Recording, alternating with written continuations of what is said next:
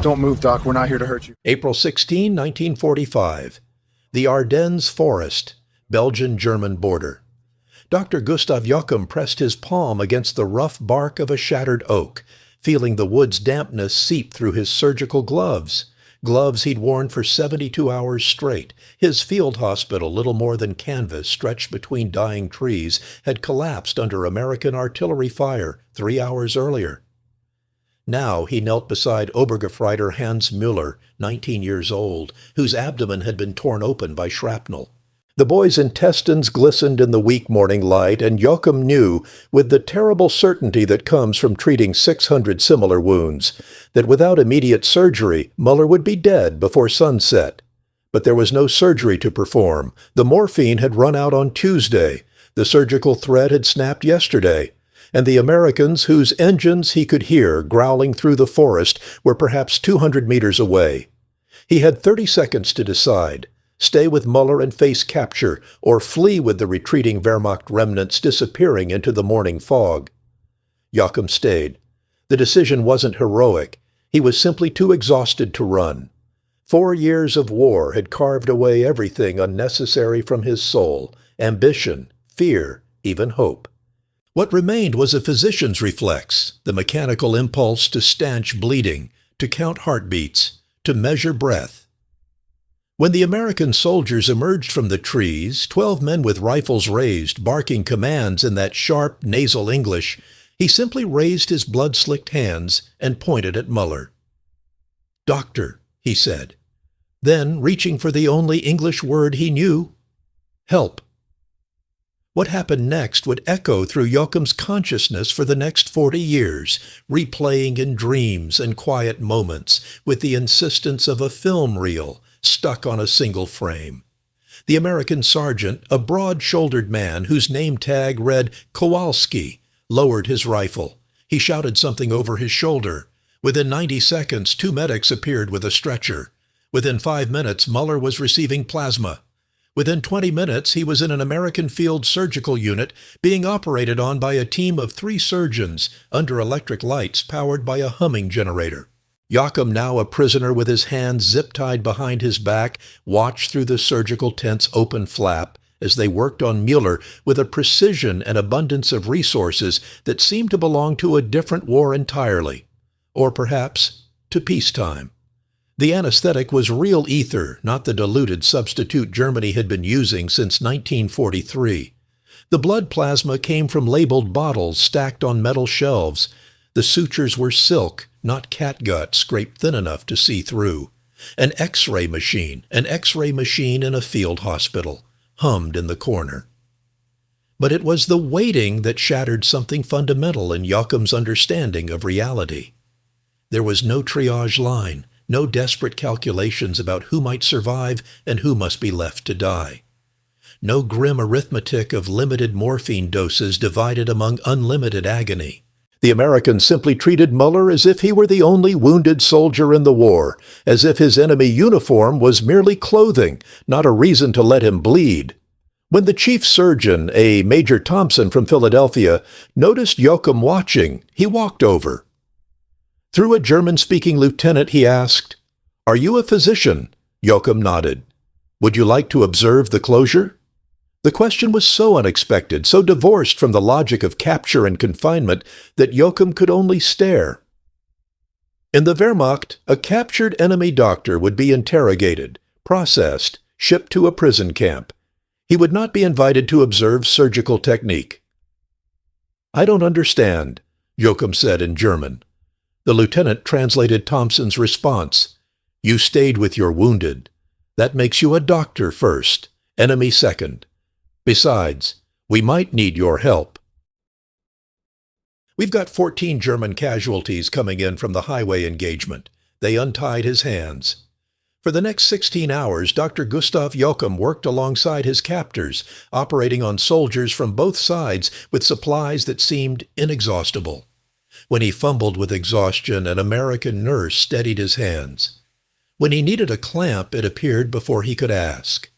When he finally collapsed at 0300 hours, someone draped a U.S. Army blanket over his shoulders and pressed a cup of real coffee real coffee with sugar, into his trembling hands. The coffee was his second shock. The first had been the morphine they'd given Muller without hesitation. But this coffee, hot and sweet, and served to a prisoner by an enemy soldier who smiled as he poured it, represented something his mind couldn't categorize. It wasn't mercy exactly. Mercy implied condescension, the powerful granting favor to the weak. This was something else. Something closer to casualness, as if treating enemies like humans was simply standard procedure, requiring no special virtue or deliberation. Yokum sipped the coffee and felt tears cut tracks through the surgical grime on his face. He was 34 years old. He had been at war since he was 29. And in that moment, tasting sugar for the first time in 8 months, he realized that somewhere in the previous 5 years, he'd forgotten that the world could contain such casual abundance, such unremarkable kindness. The journey to Camp Clinton, Mississippi, took 3 weeks. First by truck to a processing center in Liège, then by train to Le Havre, then by Liberty ship across the Atlantic. 2,000 German prisoners packed into holds that had carried Sherman tanks eastward months before. Yokum spent the crossing in a makeshift medical bay, treating seasickness, infected wounds, and the psychological collapse that seemed to afflict men once they realized the war was truly over for them. The Atlantic crossing should have been terrifying. U-boats still prowled the shipping lanes. But Yokum found himself oddly calm. Perhaps it was exhaustion. Perhaps it was the strange freedom of having no choices left to make. Or perhaps it was the persistent, unsettling contrast between his expectations and reality. The food, for instance. The Red Cross parcels distributed daily contained chocolate, canned meat, cigarettes, powdered milk. The portions weren't generous by peacetime standards, but they were consistent. Nobody starved. Nobody fought over scraps.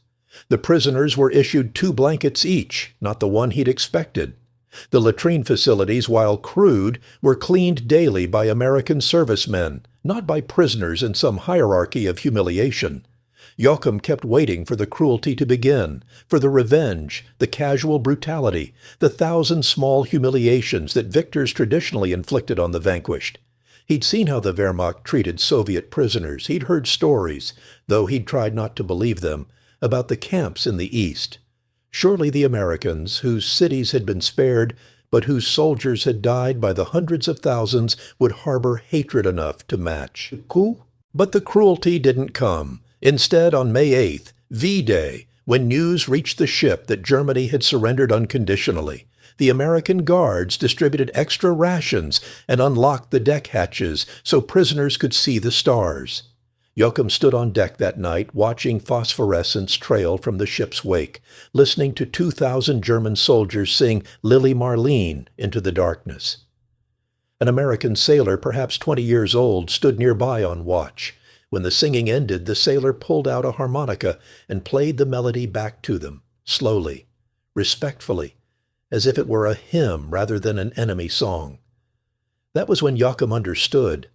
This wasn't a momentary kindness or strategic calculation. This was structural. This was how they operated. The abundance, the procedure, the casual humanity. These weren't exceptions to their system, but expressions of it. Camp Clinton sprawled across 200 acres of Mississippi pine forest. Rows of white-painted barracks, straight as Prussian parade grounds, but softened by the subtropical vegetation that crept between buildings. 15,000 German prisoners, captured from Tunisia to the Rhine, now occupied this temporary city behind wire fences. But the wire, Yokum soon discovered, was more symbolic than secure. Guards carried rifles but rarely pointed them. Prisoners could walk relatively freely within the compound, organize soccer leagues, form orchestras, tend vegetable gardens in plots allocated by the camp administration. The camp hospital, where Yokum was assigned within 48 hours of arrival, occupied 4 connected barracks with actual plumbing, electrical lighting, and more medical supplies than he'd seen in the entire last year of Wehrmacht service. The chief medical officer, an American captain named Bernstein, whose grandparents had emigrated from Bavaria in 1892, spoke German with an accent that made Yokum homesick for a place he'd already decided he couldn't return to, "We need doctors," Bernstein said during Yokum's orientation. "We've got 15,000 men here, everything from pneumonia to appendicitis. You'll work alongside our staff. Same equipment, same protocols. Your status as POW is administrative, not medical. In this hospital, you're a physician, period." "Why do you trust me?" Yokum asked. The question had haunted him since that first surgery in Belgium. Bernstein looked up from the chart he was reviewing. "Did you take the Hippocratic Oath?" "Yes." "So did I. That supersedes uniforms, doesn't it?" He paused, then added quietly, "My cousin died at Dachau. I have every reason to hate you and everyone who wore your uniform. But if I let that hate determine how I practice medicine, then the people I hate have won something more important than territory. They've made me less than a physician. I won't give them that." The logic was so clean, so ruthlessly American in its pragmatism, that Yokum felt something shift in his understanding. This wasn't about forgiveness or even mercy. It was about maintaining standards that transcended circumstance. The Americans operated on a kind of systematic decency that treated humane behavior not as exceptional virtue, but as baseline procedure. The work was relentless but never chaotic. Yokum treated dysentery, pneumonia, broken bones from construction accidents, infected cuts, dental abscesses. He performed appendectomies, hernia repairs, one emergency tracheotomy when a prisoner choked on a piece of meat. The medical supplies never ran out. When he needed sulfa drugs, they appeared. When he requested more surgical gloves, a box arrived the next day. The lights never failed. The water always ran. But it was the small things that accumulated into revelation. The way American nurses called him Dr. Yokum without irony. The way his recommendations were implemented without question about his loyalty or trustworthiness. The way Captain Bernstein invited him to case conferences, asking his opinion on complex diagnoses, as if his enemy status was irrelevant to his medical expertise. One evening in July, Yokum assisted in surgery on an American guard who'd appendicitis. As he sutured the incision, he realized he was operating on a man who'd been guarding him just hours earlier, and that nobody had questioned whether he should be trusted with this task. The guard recovered without complication. 3 days later, walking past Yokum in the hospital corridor, he nodded and said, "Thanks, Doc." 2 syllables. "Thanks, Doc." Spoken by a victor to a vanquished enemy, spoken as if it were normal. Yokum's third shock came on a Sunday in August. The war with Japan had ended with atomic fire over 2 cities whose names, Hiroshima, Nagasaki, would haunt the 20th century. Camp Clinton organized a celebration, extra food, a band, permission for prisoners to gather in the central square. But what stunned Yokum wasn't the celebration itself, but the American guards who tears in their eyes as they distributed ice cream in Mississippi in August to German prisoners. "Why are you crying?" Yokum asked one young soldier, a corporal from Iowa named Jensen. "I'm going home," Jensen said. "My little brother's coming home from the Pacific. Nobody else has to die." He wiped his eyes, embarrassed. "Stupid, right? Getting emotional in front of you guys." "Not stupid," Yokum said quietly. The ice cream was melting on his fingers. Real vanilla, rich and sweet. Human.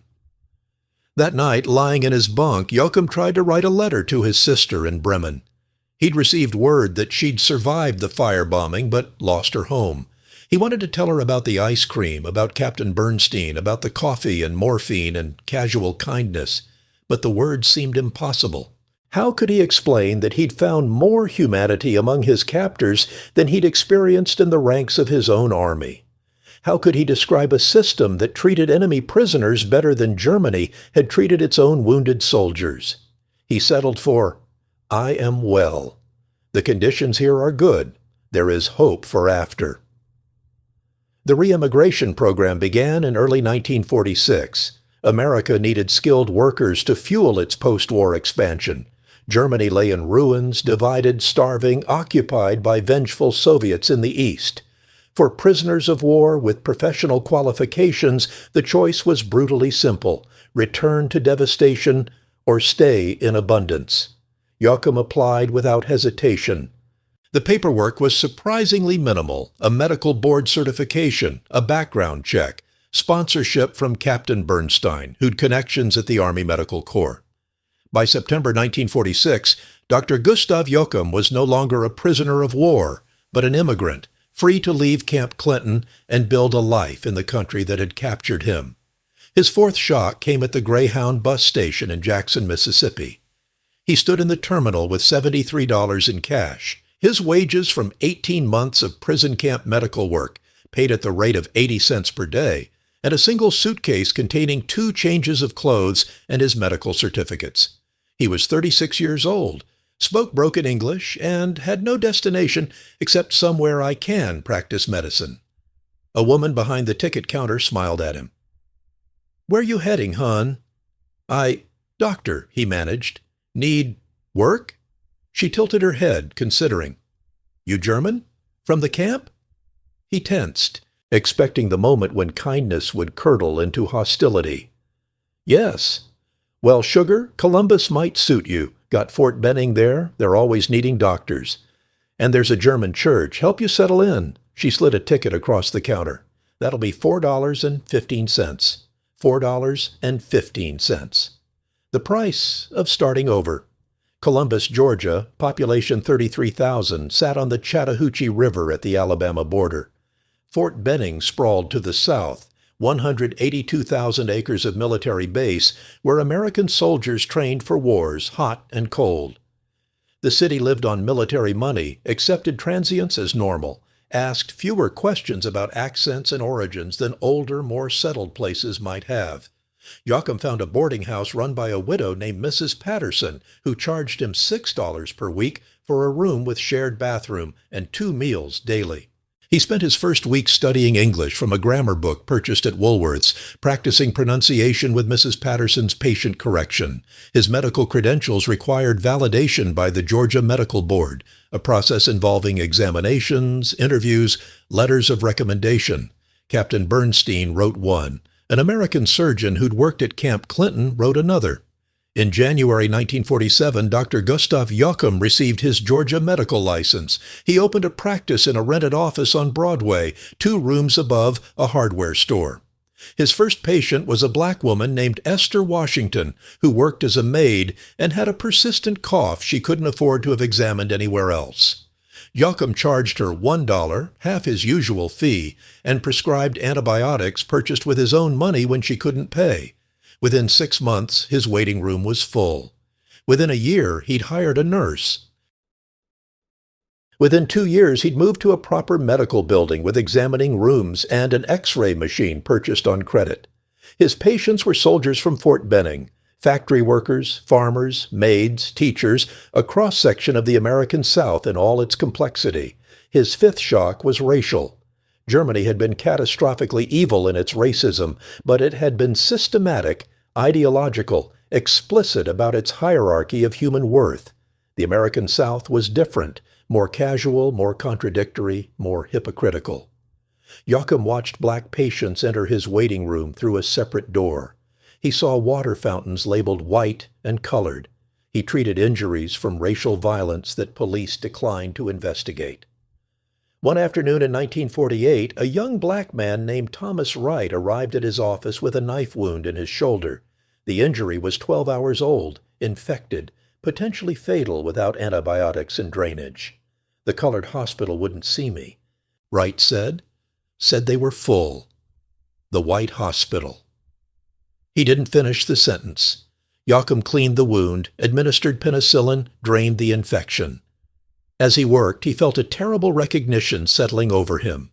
He'd fled one system that divided humans into categories of worth, only to find himself practicing medicine in another. Different ideologies, different justifications, different victims, but the same fundamental evil of treating human suffering as conditional on identity. "Mr. Wright," he said as he bandaged the wound, "you will need follow-up care. You will come here. I will charge you what you can pay. If you can pay nothing, you will still come." "Yes?" Wright stared at him. "Why?" "Because you are hurt. That is enough reason. The logic was Captain Bernstein's, transferred from camp hospital to civilian practice. The system was evil, but individual practitioners could resist through the stubborn maintenance of professional standards that recognized no hierarchy of human worth. It wasn't enough, Yokum knew that even then, but it was what a single physician could do. His sixth shock was abundance. 2 years after arriving in Columbus, Yokum still couldn't walk past a grocery store without feeling disoriented. Shelves stretched 20 feet high, packed with 30 brands of cereal, 15 types of bread, meat in quantities that could feed a Wehrmacht company for days. Nobody hoarded. Nobody fought over scraps. Waste bins behind stores overflowed with food that would have meant survival in wartime Germany. He remembered the hunger in Bremen during the war's final months. His sister's letters describing children with bloated bellies, adults eating sawdust mixed with flour, elderly people dying quietly to preserve calories for the young. And here, in Georgia, restaurants threw away half-eaten steaks, grocery stores discarded bruised apples, housewives complained about having nothing to eat while their refrigerators hummed with plenty. The contradiction should have bred resentment. Instead, it bred gratitude. Yokum understood, perhaps more clearly than Americans who'd never known scarcity, what abundance meant. Not just full shelves, but the psychological freedom that came with knowing those shelves would remain full tomorrow, next week, next month. The confidence to plan beyond survival, the luxury of worrying about preference rather than availability. He began shopping once weekly at the Piggly Wiggly on 3rd Avenue. He bought eggs, bread, meat, vegetables, coffee, sugar. Simple things, but he bought them with the wonder of a man who'd spent 5 years believing such mundane plenty was impossible. The checkout clerk, a teenage girl named Sally, grew accustomed to his slow progress through the store. His habit of standing motionless in front of fruit displays as if they were museum exhibits. "You okay, Dr. Yokum?" she asked one Saturday. "Yes," he said. "I am remembering when there were no oranges." Sally, born in 1932, had never known a time without oranges. She patted his hand with the casual kindness of someone who'd grown up in a country where touching strangers wasn't dangerous. "Well, they're on sale this week. £3 for a quarter, £3 for a quarter. The mathematics of abundance. Freedom came in stages. First, the freedom of paperwork, immigration documents, social security number, driver's license. Each piece of official recognition felt miraculous to a man who'd spent years existing in bureaucratic limbo, neither fully alive nor officially dead, just POW number 47,312. Then came the freedom of movement. In April 1948, Yokum bought a used Ford Coupe for $350.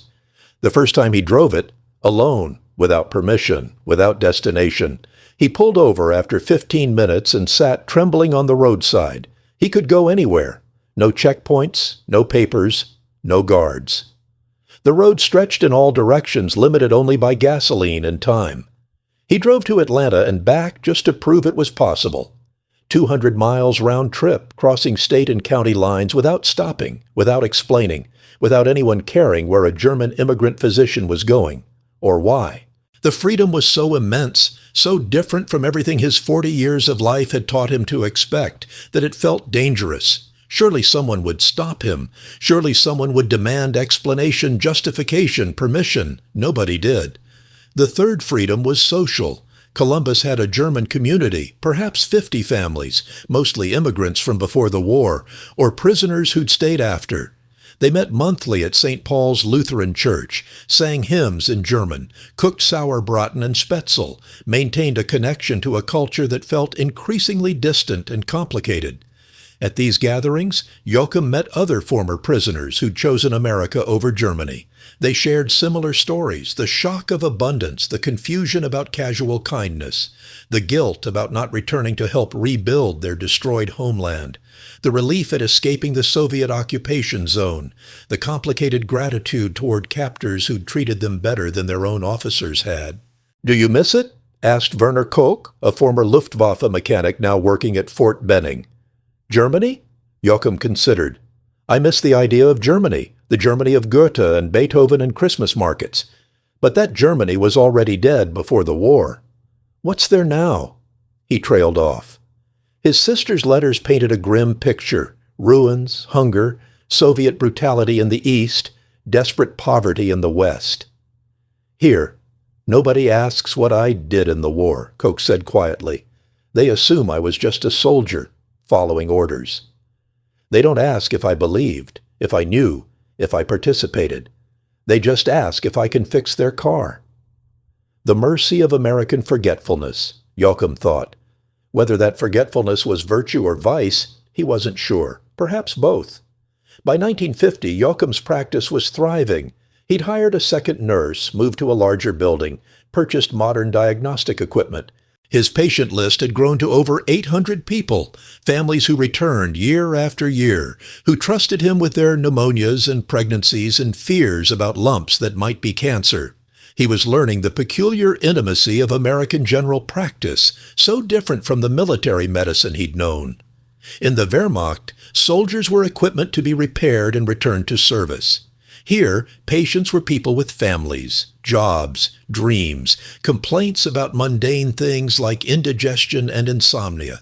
They told him about their children's report cards, their worries about money, their mother's arthritis, their husband's drinking.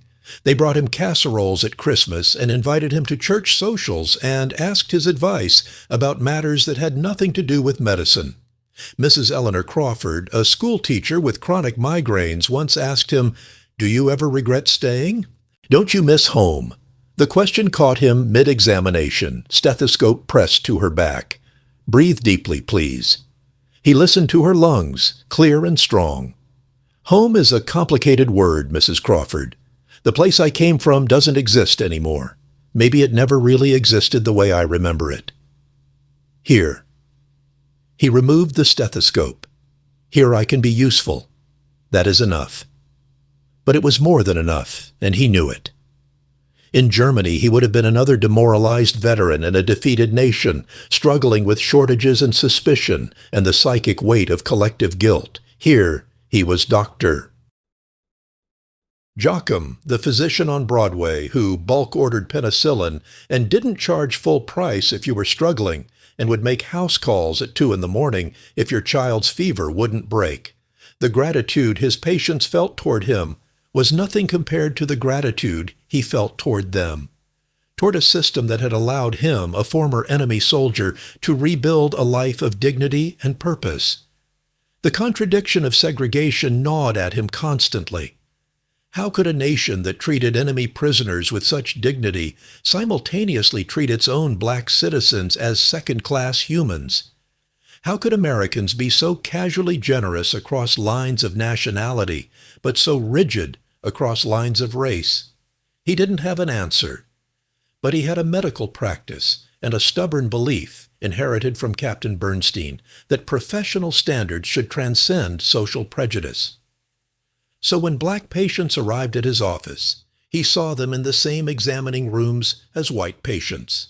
When nurses objected, he reminded them that disease recognized no color lines. When white patients complained, he offered to help them find another physician. In 1951, the local medical society suggested, politely but firmly, that he might wish to maintain separate but equal facilities. Yokum, whose English had improved dramatically, wrote a response that drew on 5 years of American life. "I am a physician licensed by the state of Georgia to practice medicine according to the standards of my profession. Those standards require me to provide equal care to all patients, regardless of race, religion, or ability to pay. If the medical society wishes to revoke my membership for adhering to professional ethics, so be it. But I will not compromise patient care to accommodate social prejudice."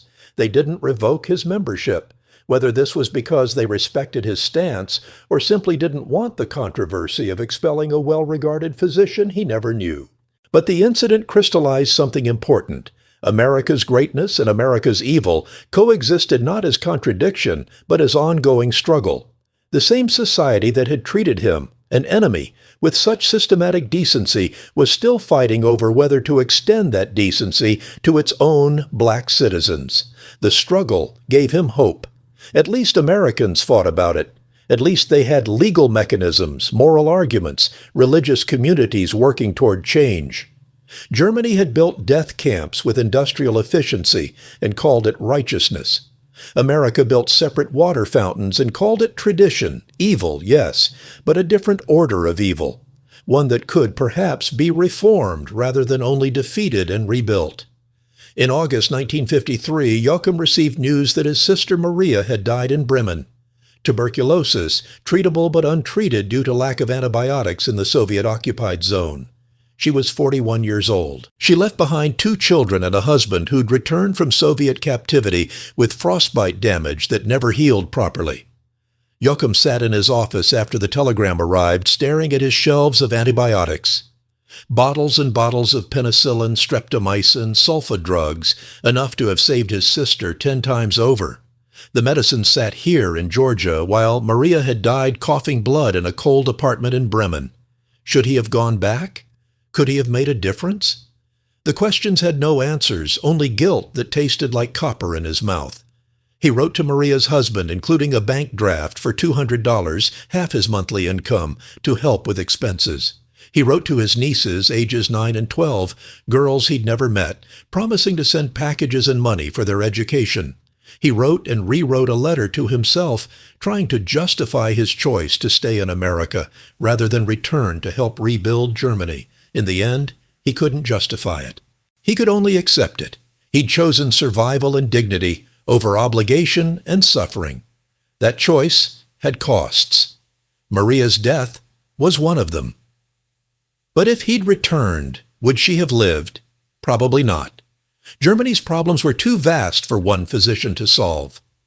The Soviet zone was deliberately kept impoverished, antibiotics withheld as political punishment. He would have ended up another struggling doctor in a broken system, unable to save his sister, unable to practice good medicine, unable to build the life he'd built in Columbus. So he stayed. He put Maria's photograph on his desk, next to a picture of his parents who died during the war. He kept practicing medicine. He kept treating patients regardless of ability to pay. He kept sending money to his nieces. He kept living in the country that had captured him, and through that capture, liberated him from a war and a system he'd never chosen, but had served nonetheless. The years passed with the particular rhythm of a successful general practice. Babies delivered, illnesses treated, fractures set, the occasional surgical case referred to specialists in Atlanta or Birmingham. Yokum's hair grayed. His English lost most of its German accent, though it never disappeared entirely. He became a fixture in Columbus, the German doctor who'd been a POW and stayed, who treated everybody, who drove a practical Ford sedan and ate lunch alone at the same diner every Tuesday. In 1955, he became an American citizen. The ceremony took place in the federal courthouse in Columbus. 37 immigrants from 17 countries swearing allegiance to the Constitution. Yokum stood with his right hand raised, speaking the oath in careful English, feeling the weight of transformation. He'd been German, then prisoner, then immigrant, and now American, each identity a layer, none fully replacing the others. After the ceremony, a reporter from the Columbus Inquirer asked him, "What does America mean to you, Dr. Yokum?" He thought about Captain Bernstein teaching him case diagnosis, about Mrs. Patterson correcting his pronunciation, about Thomas Wright trusting him with an infected wound, about patients who paid in produce when they couldn't afford cash, about freedom so vast he'd pulled over trembling on his first solo drive, about contradictions and abundance and the stubborn hope that systems could change. "America means second chances," he said finally. "It means the possibility of becoming something different than what you were born to be. It means—" He paused, searching for English words adequate to the complexity. "It means that the mistakes of the past do not have to define the future. If you are willing to work, to learn, to contribute, there is space for you here, even if you arrive as an enemy." The reporter scribbled notes. The quote appeared in the next day's paper, slightly edited for clarity. Several patients mentioned it during appointments, saying it made them proud to be American, proud to have him as their doctor. Yokum kept the clipping in his desk drawer next to Maria's photograph. Evidence of transformation. Evidence of Grace. In 1963, the German government contacted him. They were conducting a study of Wehrmacht medical personnel, documenting who had survived, where they'd ended up, what they'd done afterward. Would Dr. Yokum be willing to answer some questions? The questionnaire arrived by mail. 3 pages of forms asking about his wartime service, his capture, his imprisonment, his decision to emigrate. There was a question that stopped him cold. Do you feel you fulfilled your duty to Germany? He sat with that question for 3 days. What did duty mean? He'd served as a Wehrmacht physician, treating wounded soldiers who'd fought for a regime that committed industrialized genocide. He'd tried to save lives within a system dedicated to taking them. He'd been captured and treated enemy wounded alongside his own. He'd chosen prosperity in the victor's country over poverty in the defeated homeland. Had he fulfilled his duty? Finally, he wrote, "I fulfilled my duty as a physician. That is the only duty I can answer for." He never heard back from the researchers. Perhaps his answer was too ambiguous, too uncomfortable. Or perhaps they simply recorded it and moved on. One data point among thousands documenting the scattered diaspora of Wehrmacht survivors who'd chosen not to come home. The shock of America never entirely faded. Even after 20 years, Yokum would stand in grocery stores, feeling amazed at the abundance. Even after becoming a citizen, he'd marvel at the casual freedom of driving anywhere without papers or explanation. Even after building a successful practice, he'd be surprised when patients treated him with respect, despite his accent, his history, his origin in the nation that had been America's enemy. But he also saw America's flaws with the clarity of an outsider, the segregation that persisted despite Brown vs. Board of Education, the poverty and the shadows of abundance, patients who skipped medications because they couldn't afford them while store shelves overflowed with surplus, the casual violence, gun deaths, lynchings, domestic abuse that police dismissed as family matters, the Cold War paranoia that saw enemies everywhere, building arsenals large enough to end human civilization. America wasn't paradise. It was simply a place where a former enemy prisoner could become a respected physician, where systems, however flawed, could be reformed rather than only destroyed and rebuilt, where abundance created the possibility, if not always the reality, of dignity for everyone.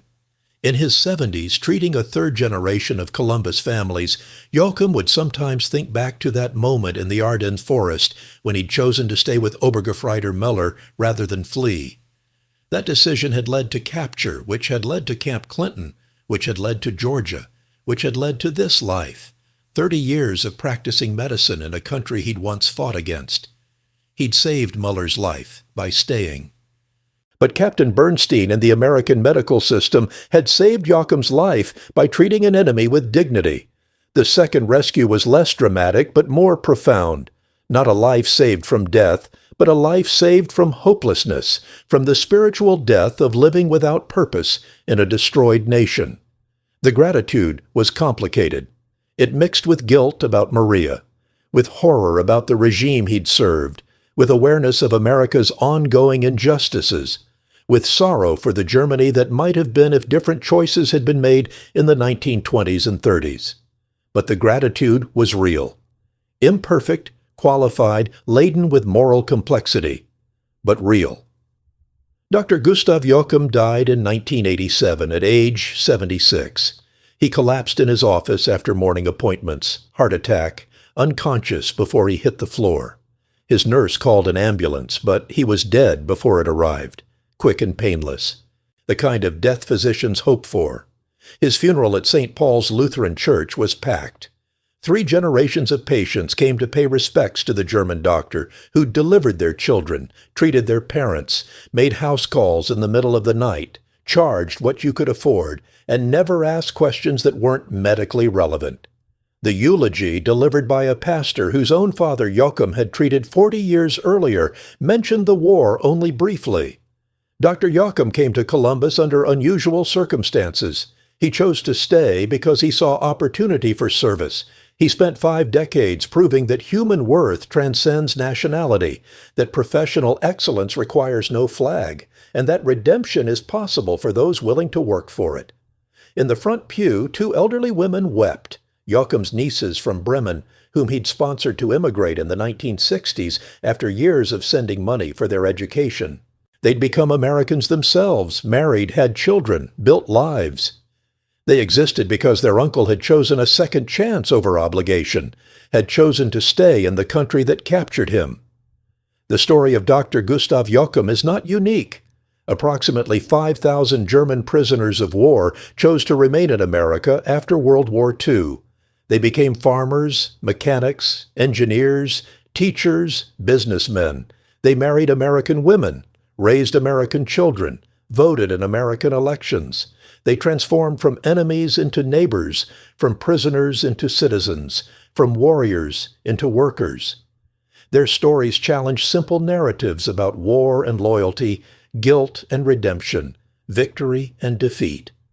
They suggest that national identity is more fluid than we imagine, that humanity can transcend conflict, that systems matter more than we think, because the same man who served the Wehrmacht could become a respected American physician, not through any change in his character, but through a change in the system he inhabited.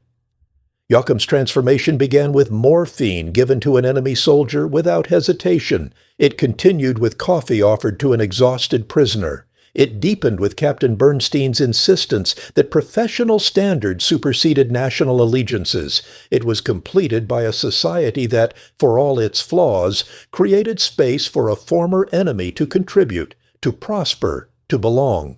The shock he experienced wasn't just about abundance or freedom or kindness. It was about discovering that a different kind of society was possible, one that treated humanity as default rather than exception, that organized itself around hope rather than fear, that created systems generous enough to absorb former enemies and transform them into fellow citizens. That possibility, that shock of discovering that the world could be organized differently, echoes across decades. It challenges us to ask, what systems are we creating? What shocks would a stranger experience encountering our society? Would they find the casual humanity that Yokum found? Or would they find something else? The questions remain open. The answers are still being written. But somewhere in the continuity between April 16, 1945, and Dr. Yokum's death in 1987, there's evidence that transformation is possible, that enemies can become neighbors, that systems matter profoundly, and that the human capacity for beginning again is among our most powerful attributes. The story doesn't resolve into simple moral. It remains as complicated as Yokum himself, guilty and redeemed, grateful and critical, foreign and American, haunted and hopeful, just human, trying to do good work in a world that never stops being morally complex. That might be the final shock, the discovery that living ethically requires accepting complexity rather than resolving it, holding contradictions rather than choosing sides, working for good within flawed systems rather than waiting for perfect ones. Dr. Yokum never wrote a memoir. He didn't philosophize about his journey or claim special insight. He just practiced medicine for 5 decades, treating whoever walked through his door, charging what they could afford, maintaining professional standards regardless of circumstances. Maybe that was wisdom enough.